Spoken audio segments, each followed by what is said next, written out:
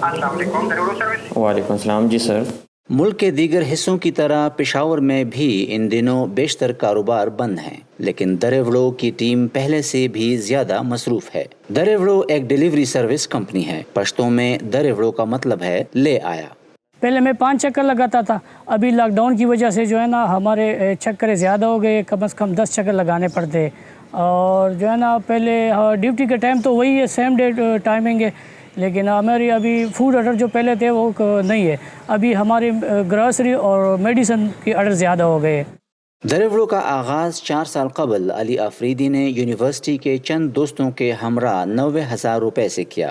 آج کاروبار کا حجم 40 کروڑ روپے تک پہنچ چکا ہے۔ کرونا وائرس کی وبا کے دوران کاروبار معمول کے مطابق جاری ہے، مگر کمپنی ڈرائیورز کے تحفظ پر خاص توجہ دے رہی ہے۔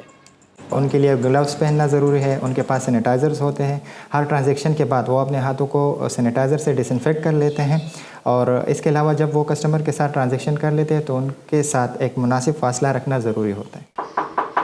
محمد گل لاک ڈاؤن کے باعث ضروری سامان گھر ڈیلیور کروا رہے ہیں۔ وہ کہتے ہیں کہ دریوڑو ان کے لیے مشکل وقت میں آسانی کا ذریعہ بن رہی ہے۔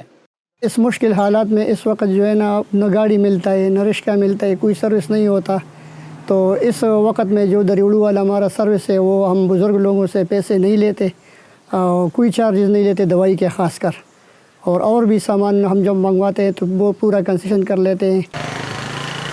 نصیر احمد کہتے ہیں کہ انہوں نے پشاور کی سڑکیں اور گلیاں کبھی اتنی سنسان نہیں دیکھیں، لیکن پریشانی کے اس وقت میں جب لوگ اپنا سامان لے کر خوش ہوتے ہیں تو ان کی ساری تھکاوٹ بھی دور ہو جاتی ہے۔ نصر الاسلام، وائس آف امریکہ، پشاور۔